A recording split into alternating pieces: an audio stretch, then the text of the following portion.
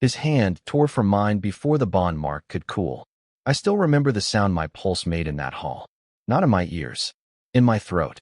A trapped thing, beating against shame while every elder in the Moonridge pack watched me stand alone at the center stone. I had been raised for that moment. Not as a princess. Not as a warrior.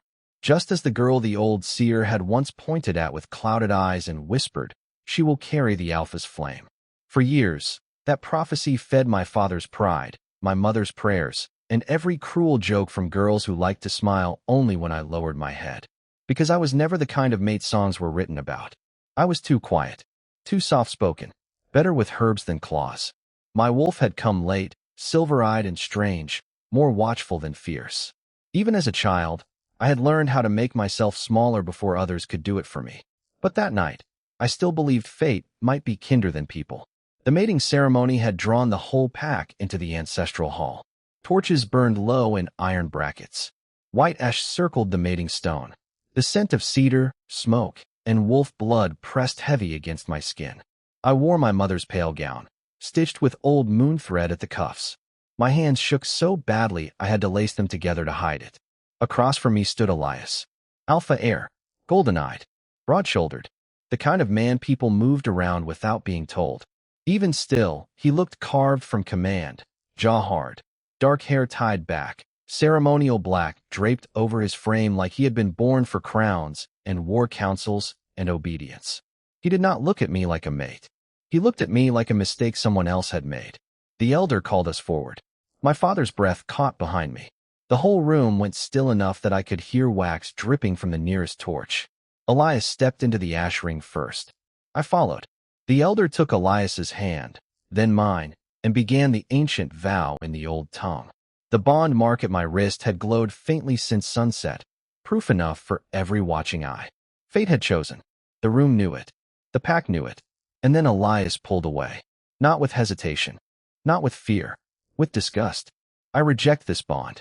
The words landed harder than any blade. For one suspended second, no one moved. Then the hall broke into whispers so sharp they felt like teeth. My face went numb. I stared at him, certain I had heard wrong, certain the world would correct itself if I just waited. But Elias did not flinch. He lifted his chin and said it again, louder this time, for the elders, for the warriors, for every person who had ever looked at me and seen less. I will not take a weak mate. There are humiliations that burn hot. This one burned cold. I felt every gaze turn on me. Pity from some. Satisfaction from others. My father made a broken sound I had never heard from him before. My mother reached for me, then stopped halfway, as if even comfort had become dangerous in public. The elder tried to restore order. Alpha Air, once named, a mate bond cannot be. It can't, Elias cut in. If the future of the pack demands it. That was the cruelest part. Not just that he rejected me, that he made it sound noble. I should have pleaded. A smaller version of me might have. The girl who spent years apologizing for taking up space, for speaking too softly, for not being enough. But something inside me had gone very still. I looked at Elias fully then, maybe for the first time. At the certainty in his face. At the ease of his public cruelty. At the way power sat on him, so naturally he no longer noticed its weight. And I understood something that hurt worse than the rejection itself. What hurt worse was not that he had rejected me. It was that he believed the wound would define me forever. The courtyard still held the echo of his words. Torches hissed in iron brackets. Wet stone reflected moonlight in broken silver strips, and every face around us seemed sharpened by it. No one stepped forward. No one looked ashamed. In a place ruled by rank and scent and blood, cruelty had become such an old custom it passed for order. A laugh rose somewhere near the back. Soft. Nervous. Cruel anyway. That was when Blood Moon shifted. Not enough to draw gasps. Not enough for anyone but me to notice. A tightening in the jaw. A pulse of heat in the air. The kind of stillness that came right before a storm tore open the sky. He had stood through the spectacle because ceremony demanded silence from him. Because the elders watched. Because Elias wanted witnesses. But there was a limit to how much humiliation even a disciplined wolf could endure before instinct began to bare its teeth. I should have left. That was what they expected. A bowed head. Shaking hands. A quiet retreat into the dark so the pack could finish the story without me. Rejected. unwanted, small. Instead, I heard my own voice before I felt the courage to claim it. Then look at me when you say it. The courtyard went dead. Elias had already made his choice once. Publicly, cleanly, cruelly. But forcing him to face me in silence was different from letting him perform for a crowd. For the first time that night, uncertainty flickered behind his eyes. Tiny. Real. He turned anyway, more annoyed than guilty. As if I had broken protocol by remaining human enough to hurt. I said what needed to be said. No, I answered. You said what was easy. The words struck harder than I meant them to. Maybe because they were true. A few heads lowered. Not in respect. In discomfort. Elias took one step down from the raised stone where he had stood during the rite. Do not mistake my mercy for weakness. Mercy. The word landed like ash. Around my wrists, my fingers curled until my nails bit skin. Every lesson I had ever learned told me to survive this moment by shrinking inside it. But survival had started to taste too much like surrender. And something in Blood Moon's silence, something fierce, contained, watching, held me upright. You call this mercy, I said, because you do not want to name it what it is. He did not ask. Cowardice, I thought. A murmur rolled through the gathered wolves. Dangerous now. Not mocking, interested. The kind of sound a crowd made when shame stopped belonging neatly to one person. Elias understood it too. His scent sharpened, cedar and smoke turning hot with temper. Enough. That should have ended it. Instead, Blood Moon moved. One step. Deliberate. Heavy enough that several heads snapped toward him. He did not come to my side. Not yet. That would have been too clear, too intimate, too costly in front of the council ring. But his shift in position broke the shape of the night. Elias was no longer the only male standing above the rest. No longer the only gravity in the courtyard. Let her speak, Blood Moon said. The command was quiet. That made it worse. Power did not need volume when everyone already knew who carried it. For a heartbeat, even the torches seemed to lean toward him. Elias's face changed by a fraction. It was not fear. Not fully. But it was the first crack in his victory. He had expected obedience from the circle, outrage from me, maybe pity from the weak-hearted. He had not expected resistance from the one voice that could make defiance feel lawful. And Blood Moon had just paid for it. Not with blood. Not yet. With alignment. With implication. With a public fracture that every elder present would remember. I felt it at once. The cost of that single sentence. He had not defended me as a mate. He had not claimed anything. Silence changed shape after that sentence. Not empty silence. Not peace. The kind that tightens across a room like a wire pulled too far, waiting to see what will snap first. I could feel every elder measuring what had just happened, not with sympathy, but with instinct. Power had stumbled in public. That mattered more to them than pain ever would. No one came to help me from the center of the hall. That was how I knew the moment belonged to him now. Not the triumph he had wanted. Not the clean display of strength he had staged beneath the moon and witness flame. But the damage was his to carry, and every pair of eyes turned to see how he would wear it. He did not look at me first. He looked at Blood Moon. A mistake. I saw it the instant it happened. The small narrowing of his eyes. The cold, deliberate stillness in his shoulders. He was no longer rejecting a weak match before his people. He was containing dissent, reasserting order, saving face where the floor had shifted under his feet. That was a different kind of cruelty. Enough, he said. The word landed sharp as iron. Blood Moon did not bow. Around us, the torchlight bent over polished stone and ceremonial silver, over the old seal carved into the floor, over the witnesses who suddenly seemed far more interested than shocked. They were watching rank test itself, watching whether his authority could absorb defiance or whether it would have to crush it. I stayed where I was, hand still aching, bond mark cooling into a pain that felt less like fire now and more like something removed without anesthesia. I should have been humiliated. I was. But humiliation had already burned through into something steadier. Clarity. He had denied me. Fine. That wound was mine. But what happened next would show everyone what kind of leader stood before them. Blood Moon finally lowered his head, though not enough to be called submission. I spoke only to remind the circle what was not done. A few elders shifted. Not in outrage. In discomfort. He heard it too. For the first time that night, Hollow Victory looked less like a king and more like a man forced to improvise in armor that no longer fit cleanly. His jaw tightened. You forget your place. No, Blood Moon said quietly. I remember yours. The room inhaled. I had thought the worst thing that could happen to a powerful man was public contradiction. I was wrong. The worst thing was public accuracy. Hollow Victory descended the first step from the raised stone dais. Slow. Controlled. Beautiful in the way dangerous things sometimes are when they know exactly how much fear they cause. His voice did not rise. It did not need to. You would challenge the ritual before the council? Blood Moon held his ground. I would challenge confusion being called law. A shiver moved through the chamber. This was no longer about me in the way it had been a few minutes ago. That was the shift. I felt it with painful precision. My rejection had become a test case, and the pack was already doing what packs do best when power trembles. They were choosing what story to believe. Either I had been unworthy, and all custom could be bent to erase me cleanly, or something sacred had been mishandled in front of everyone. He understood that too. And then he did something far worse than shouting. He smiled. It was a small smile. Barely there. The kind men, where when they decide mercy is too expensive and performance will serve better. Then let there be no confusion, Hollow Victory said. He turned, not to me, but to the elders. I reject any claim, duty, or future tie implied by tonight's pairing. Let the record show it before the council and under moon witness. The words struck harder the second time because now they were formal, deliberate, entered into memory with legal teeth. A murmur spread at once, low and alive. That was the victory he chose. Steel announced us before any herald could. It flashed first at the tree line beyond the council grounds, a cold band of silver moving between the pines where morning mist still clung low to the earth.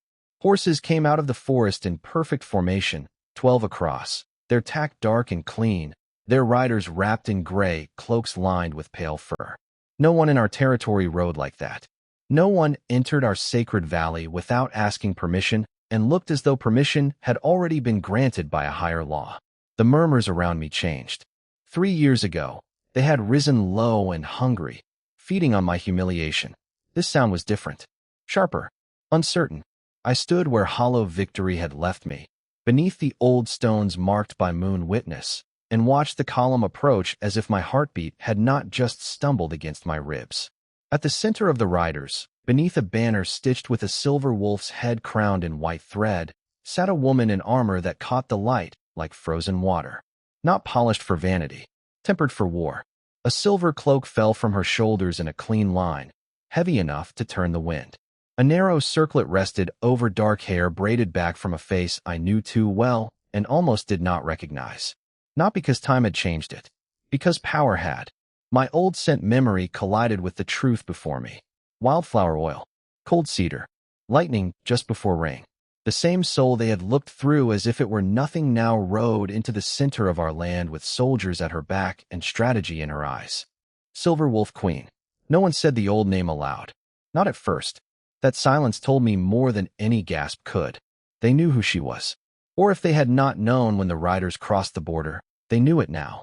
Blood Moon stepped forward from the edge of the council ring, one hand dropping instinctively to the blade at his hip. State your purpose. Silver Wolf Queen did not dismount. That, more than the soldiers, more than the banner, more than the armor, struck the elders like a slap. Riders dismounted before speaking to our council. Outsiders lowered themselves before our sacred stones. She stayed above them all, chin level, gaze steady. I already have, she said. Her voice did not shake. It did not seek approval. It moved across the valley with the calm weight of something already decided. I entered your land openly at sunrise with my guard visible and my standards raised. That is diplomacy, not invasion. Her eyes shifted, not to Blood Moon, but beyond him, to Hollow Victory. I came because there is unfinished business buried under your laws. Every face turned. For one sharp second, Hollow Victory looked exactly as he had on the night he rejected me, certain that the ground beneath him belonged only to him. Then the certainty cracked. Not widely, just enough for me to see the cost of surprise in his jaw. He knew me, not as the girl under moon judgment, not as the weak thing his words had sentenced to a smaller life. He knew me now as the force riding at the head of another pack. The elders recovered first, because shame has a way of teaching old men to protect ceremony before pride. Rejected Bond lifted his staff and called for formal names and terms of entry. Silver Wolf, Queen gave both with crisp precision. Territory. Rank. Number of sworn warriors. Diplomatic standing. Trade routes under her protection. Border rights recognized by 3 northern pacts and 1 mountain court. Each word tightened the air around Hollow Victory. 3 years ago, he had used the law like a blade and carved me out of the future he thought mattered. Today, law rode in with me and sat higher than his throne. I stepped down from my horse then. Leather creaked softly as my boots met the last step down from the saddle, and the sound carried farther than it should have in that stunned morning air. Mist still clung to the council stones. The pines behind me stood dark and straight, their silence more loyal than half the wolves gathered in front of Hollow Victory's hall. No one moved to welcome me. That was fine. I had not crossed 3 years and 3 borders for welcome. I handed the reins off without looking, already feeling every stair land where court silk met armor, where silver thread marked rank no one here had expected me to hold. Their memory of me had been built around softer things. A lowered gaze, a careful voice, hands raw from work no one thanked me for. Hollow Victory had helped build that memory by letting the pack believe it was the whole truth. Now they had to look at what survived after humiliation had done its worst and failed. The council ring opened ahead of me, carved into the earth in old law and older blood. Hollow Victory stood at its center with his shoulders squared, the same way men stand when they think refusal still counts as power. Up close, time had sharpened him rather than softened him. Harder jaw, broader frame, a ruler's stillness carefully worn over a wolf's temper. His eyes found mine and stayed there. For a heartbeat, the years between us were thin enough to tear. Blood moon above the sacred clearing. The sentence that cut me loose in front of everyone. The silence after, turning from shock into permission. Then the present closed again. A brazier had been lit beside the council stone. Cedar smoke curled up in pale ribbons. Ritual fire. Not for welcome. For witness. Good, I thought. Let the flames remember this too.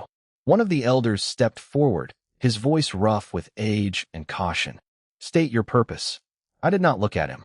Recognition has already been established. My marshal unrolled the sealed documents again, though no one truly needed to hear them twice. Territory. Oaths. Trade protection. Border authority. Every line had done its work. What remained was not proof. What remained was pride. I did not come to request standing, I said. I came to settle what was left broken here. A murmur moved through the ring. Hollow Victory's jaw tightened, almost invisible unless someone knew what anger looked like when it had learned court discipline. I broke nothing, he said. The lie was elegant. That almost made it worse. Heat from the brazier brushed one side of my face. No, I said quietly. You only let the pack do it for you. That landed. I felt it in the crowd before I saw it. Wolves looked at one another, not at me. Shame always traveled sideways first. Hollow Victory took one step forward. Choose your terms, then. There it was. Not apology. Not denial. Terms. For one clean second, I almost hated him for still understanding exactly what I would answer. Mercy had never interested me as much as balance. So I gave him law. The northern routes remain under my protection, I said. Your pack will keep access through winter, but only under a formal pact. Shared patrols. Open accounting at the border crossings. No levy on healers, widows, or unmated workers passing under seal. That stirred more reaction than any insult could have. Trade meant grain, salt, iron. Survival by January. I had just put my hand around the throat of their winter and chosen not to close it. One elder frowned. You would dictate our internal law? I would prevent your hunger from becoming someone else's problem. A few soldiers behind Hollow Victory shifted, uneasy now for a different reason. This was no longer about scandal. This was governance. Resource. Control. I had changed the battleground under their feet. Hollow Victory's gaze did not leave mine. And the price. The fire popped sharply between us. I let the silence stretch until even the smoke seemed to wait. You will sign the pact before witnesses, I said. The fire between us settled into a lower burn, red at the center, white at the edges, as if even the flames were listening for his answer. Across the table, Hollow Victory did not reach for the pact. That, more than anger, told me where the true fracture lay. Pride could shout. Pride could threaten. Pride could turn a council into a battlefield with nothing but a cold smile and a well-placed insult. But silence meant calculation. Silence meant fear had finally found something it could hold. The witnesses stood around us in a rough half-circle. Advisors in heavy cloaks, border captains with damp boots, elders who had spent years pretending law was whatever kept powerful men comfortable. Their eyes moved between my hand on the parchment and Hollow Victory's face. He should have refused at once. Instead, he asked, "Do you even understand what you are asking me to sign?" The question was meant to cut. It landed somewhere older. I looked at the ink, then at him. "Better than you did 3 years ago." A shift ran through the crowd. Small, sharp, felt more than heard. Blood Moon took one step forward from his place near the stone arch. Not close enough to interfere, just close enough to remind everyone in that clearing that this negotiation had teeth beyond my own. The scent of rain clung to his coat. First Spark stayed to the left, watchful and still, one hand resting near the hilt at his side. Neither spoke. They did not need to. Hollow Victory's jaw tightened. That bond is dead. There it was. Not the trade route. Not the grain rights. Not the winter treaty. The bond. For one suspended heartbeat, every sound thinned. The crackle of wood, the scrape of a boot, the distant caw from the trees. I had waited 3 years to hear him say the lie aloud in front of witnesses. And for the first time, I understood why he had needed that lie more than I had ever needed justice. "The bond did not break," I said. No one moved. His eyes flashed, and now the calm slipped. "You stand in my counsel and claim what every lawkeeper already sealed." Sealed? I let out a quiet breath. "No. Buried." The word struck harder. Rejected Bond, the oldest leader among the witnesses, lifted his head. Age had thinned him, but not softened him. He had been there the night my future was decided without mercy. He had watched the ritual. He had spoken no protest. I had counted that silence among my many losses. Now his gaze fixed on Hollow Victory, not me. "That is not the same thing," Rejected Bond said. A murmur rose at once. Hollow Victory turned on him with disbelief, so raw it almost looked like betrayal. "Choose your next words carefully." Rejected Bond's mouth drew thin. I should have chosen them carefully 3 years ago. Cold moved down my spine in a clean, steady line. The old Loriter stepped closer to the fire, and in its light his regret became visible in every crease of his face. The rejection ceremony was completed in form, he said, each word carrying into the clearing, but not in truth. The severance did not take. No one breathed. First Spark looked at me then, and in his eyes I saw the exact instant the past rearranged itself. I had not imagined it. The nights I woke with my chest aching for no reason. The surge of pain when Hollow Victory had been wounded at the northern ridge last winter, though I'd been 200 miles away. The way his scent had always cut through any room, any distance, as if something under my skin still knew him before I did.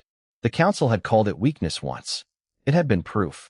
Hollow Victory rose so abruptly his chair tipped backward against the stones. "That is impossible." "It is inconvenient," Rejected Bond corrected. "Not impossible." Blood Moon's expression did not change, but the air around him sharpened. Danger took a new shape then. Not claws, not steel, not public humiliation. Truth. Legal truth. Smoke from the brazier drifted sideways as the chamber doors burst open hard enough to rattle the iron rings. A scout stumbled in, mud to his knees, blood drying in a dark stripe along his temple. For one sharp second, no one moved. Then every instinct in my body turned toward him. "The east border," he said, fighting for breath. "The ridge watch is down." Silver standards crossed before dawn. Silence broke like ice under weight. Hollow Victory swore and reached for the map table. Blood Moon was already moving. One hand braced on stone as he leaned over the border lines carved into the wood. Rejected Bond did not look surprised. That frightened me more than the scout's blood. War had arrived too quickly to be rumor and too precisely to be panic. I crossed the chamber before anyone could tell me to stay back. "How many?" "Too many for a raid," the scout said. "Disciplined. Armored. They're not burning villages. They're taking the road. Not slaughter. Position." That changed everything. Hollow Victory straightened and looked at me as if this, somehow, had risen out of my shadow. Convenient timing. I met his stare without blinking. "Only if you think I command armies I have never seen. You knew more than you told us. So did all of you." The words landed harder than I expected. Maybe because they were true. Maybe because no one in that chamber could afford truth to be simple anymore. Blood Moon pressed 2 fingers to the border ridge on the map. If they take the road, they can cut supply lines to 3 northern holds in less than 2 days. 30 hours, if the rain holds off, I said before I could stop myself. His eyes lifted to mine. I should have hated that moment. How naturally my mind moved beside his. How my body still remembered the rhythm of command with him. But war did not care what old wounds ached under it. It only cared who could think fast enough to keep people alive. Rejected Bond turned to me. You know the old pass. I did. A narrow cut through pine and shale, hidden under years of neglect, too tight for wagons, wide enough for fighters on foot. I had taken it once in winter when I had nothing but frostbite in my hands and refusal burning in my throat. I had never told this pack I survived by learning every way out of their land. Hollow Victory saw the answer on my face and hated it. No, Blood Moon did not speak at first. That pause cost him something. I could see it. Pride. Trust. Maybe the last illusion that he still controlled every piece on this board. Then he said, "Explain." So I did. Fast. Clean. No pleading. The ridge road is bait, I said. If we meet them there, we fight uphill against shields. If I take a small unit through the pass, we can come down behind them, break formation, force them into the low marsh where cavalry is useless. You? Hollow Victory snapped. Into border command? Would you prefer to lose the road politely? His jaw locked. Rejected Bond's mouth almost curved. There is logic in it. There is risk in it, Blood Moon said. I looked at him. Yes. Not the risk he meant. Not just arrows, steel, or the chance of being trapped between 2 forces. The greater risk sat under my ribs like a blade turned inward. If I led his warriors and saved his border, I would bind myself to this land again in the eyes of every witness. Debt was one kind of chain. Loyalty was another. But people would die if I protected only my pride. For the first time that morning, I made a choice no one dragged out of me. I'll go, I said. With or without your blessing. The chamber went still. Hollow Victory laughed once, without humor. Listen to her. Blood Moon's gaze did not leave mine. You would fight for a pack that cast you out. Silence hit harder than any shouted insult ever had. It spread through the war chamber in one cold wave, over the map-strewn table, over the brazier smoke, over the iron-bound doors still shivering from the scout's entrance. Blood Moon's question stayed between us like a drawn blade. You would fight for a pack that cast you out. The old wound should have answered for me. Pride should have answered. Hurt should have answered. 3 years of exile, hunger, and rebuilding myself from the bones of what they left behind should have risen like wolves at my back and told me to let them bleed. Instead, I looked at the scout swaying on his feet, at the mud drying on his boots, at the blood running from his temple into the collar of his tunic, and I knew the truth was uglier and simpler than revenge. I would fight for the children behind your walls, I said. For the elders who cannot run. For the wolves who never had a voice when you made your choice. No one moved. Hollow Victory's smile faded first. Blood Moon stood at the far side of the table, broad-shouldered and still, but something sharpened in his face then. Not anger. Not even disbelief. Recognition, maybe. The dangerous kind. The kind that asked whether the woman he had once cast aside had become something he could no longer command. The border pack struck our western watchpost before dawn. The scout rasped. 3 towers gone. They're moving toward the river gate. The river gate. A direct assault was one kind of war. This was worse. Strategic. If the gate fell, the lower dens would flood with enemy wolves before sunset. They would never need to breach the inner court. Men around the chamber began talking over one another. Orders. Counter-orders. Old commanders reaching for old habits. I watched the room tilt toward chaos, and for one suspended heartbeat, I saw exactly why they were in danger. They were still listening for Blood Moon to save them alone. So I stepped forward. The western ridge is a feint, I said. Every voice cut off. Deal written frowned down at the map. On what basis? On the basis that I would do the same. I planted my hand beside the charcoal line marking the river bend. If I wanted this pack broken quickly, I would push noise and fire at the watchpost, force your fighters uphill, then send my fastest unit through the pine flats here. There's cover. Soft ground hides the approach.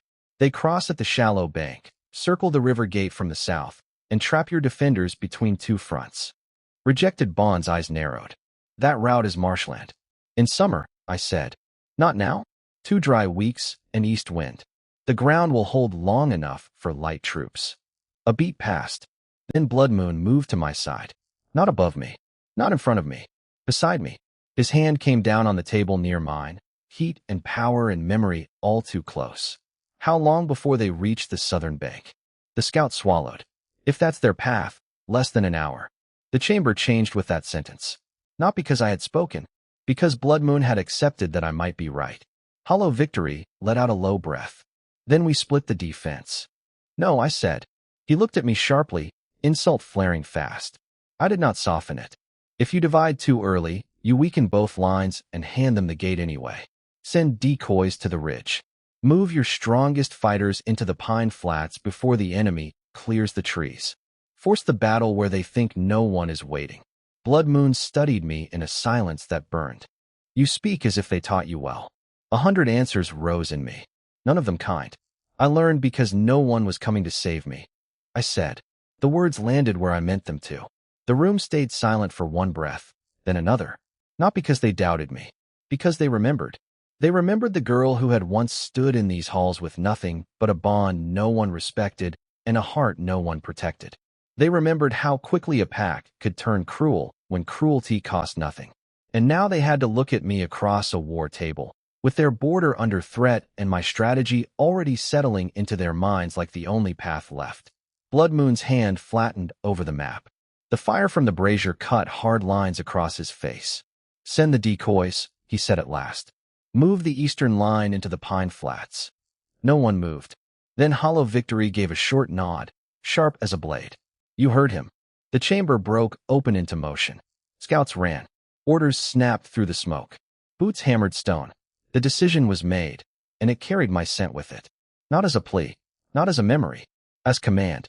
I should have felt satisfaction. Instead, I felt the old wound stir. Because this was how justice often arrived. Not soft, not clean, not healing what had broken. It arrived when the people who had once denied your worth finally needed it to survive. Blood Moon looked at me across the table after the others had gone. For the first time since I had returned, there was no pride in his gaze. No cold challenge. Only something harder to bear. Recognition. You could let us fall, he said quietly. I met his eyes. Yes. The word landed between us like iron. His jaw tightened, but he did not look away. And yet you didn't. No. I stepped closer to the table and pressed 2 fingers against the ridge line on the map. Not for you. Those words cut deeper than anger. For one raw second, pain crossed his face so plainly that I almost hated myself for seeing it. Almost. Then the horns sounded from the outer wall. One long blast. Too short. Enemy sighted. The pack surged into battle before dawn had fully broken. Mist clung low over the pine flats, silvering the ground and swallowing the first rank of trees. From the rise above the field, I watched the trap close exactly where I said it would. The decoys drew them in along the ridge. Their front line split too soon. Blood Moon's fighters came out of the pines like a storm with teeth. The clash below was brutal, fast, and full of smoke and shouting. But this was not the kind of fight I had fought 3 years ago. Then, I had begged to be chosen. Now I chose. A runner came hard up the slope, chest heaving. The western flank is breaking through the stream bed. Hollow Victory turned for orders. Not to Blood Moon. To me. That was the moment the truth settled over everyone near enough to witness it. Not in a crown. Not in a title spoken aloud. In instinct. In who they trusted when the ground shifted under their feet. Pull the center back 20 yards, I said. Let them think we're collapsing. When they push, close from both sides. The runner flew. Hollow Victory stayed, watching me with a strange, measured expression. You give commands here like you never left. I never forgot, I said. Below us, the enemy pushed exactly as I knew they would. Hunger made armies stupid. Pride made leaders blind. Their line drove into the hollow between the pines and the stream, and then our fighters sealed it shut. The field turned. Victory rolled through the valley not all at once, but in a chain of breaking points. One line folding, then another, until the enemy force shattered and ran. By noon, the horns sounded again, this time for triumph. The courtyard filled before sunset. Wounded fighters lined the walls.